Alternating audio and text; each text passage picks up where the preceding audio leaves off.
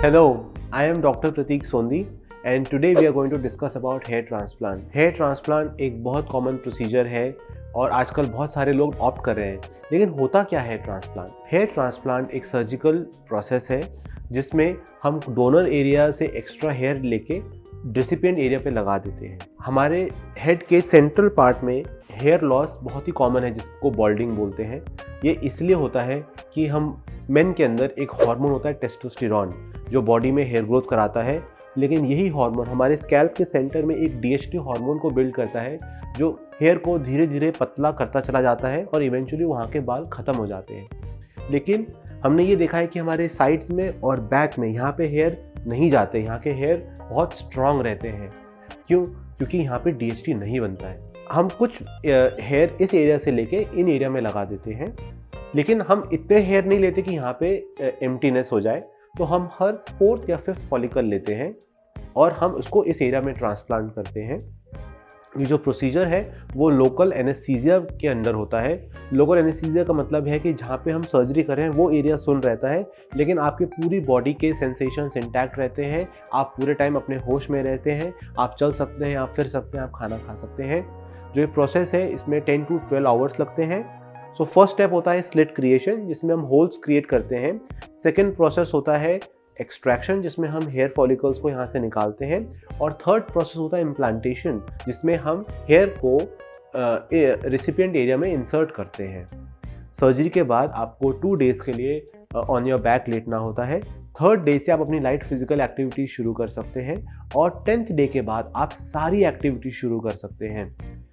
10th day के बाद आप अपने हेयर को टच करना शुरू करते हैं। जब आप अपने बालों को टच करते हैं फर्स्ट 2 to 3 मंथ्स के लिए शेडिंग का फिनोमिना चलता है। 4th month onward hair grow करने लग जाते हैं और 1 ईयर में फुल रिजल्ट आ जाता है। The next question is why should a person go for hair transplant? Again this is a very very important question. Hair transplant हमारे बॉल्डिंग एरियाज को रिकवर कर सकता है।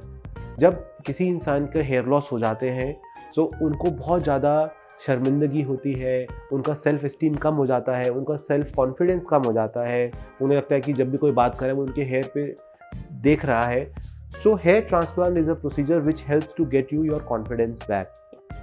There are some people who can also opt for a wig. तो कुछ wigs होते हैं जो कुछ तो कैप की तरह होते हैं जिनको आप सिर्फ फिट कर सकते हैं, सुबह और शाम को उतार सकते हैं। और कुछ ऐसे हेयर पीसेस होते हैं जिनको गम से चिपका दिया जाता है, लेकिन उनके साथ काफ़ी प्रॉब्लम्स होती हैं। जब गम से चिपका दिया जाता है विग को तो कई बार इरिटेशन हो सकती है, गर्मियों में बहुत पसीना आ सकता है, इचिंग हो सकती है। और थर्डली पेशेंट्स के मन में हमेशा एक फियर रहता है कि लोग उसको नोट कर रहे हैं या कहीं वो हिल ना जाए या निकल ना जाए। अनदर थिंग इज़ कि it always look same.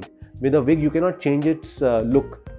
So that is the advantage of a transplant कि आप अपने बालों को नेचुरली ग्रो कर सकते हो, जितने टाइम उनको कटवा सकते हो, जैसा मर्जी आप उनको स्टाइल कर सकते हो और वो बिल्कुल नेचुरल लगते हैं बिकॉज हम आप ही के नेचुरल बाल निकाल के शिफ्ट कर रहे हैं।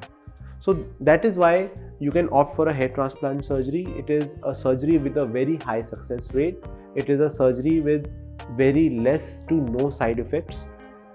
Eight Derma Circles we have perform many surgeries. हमें बहुत सारे पेशेंट्स का एक्सपीरियंस है जिनका हम ट्रांसप्लांट कर चुके हैं।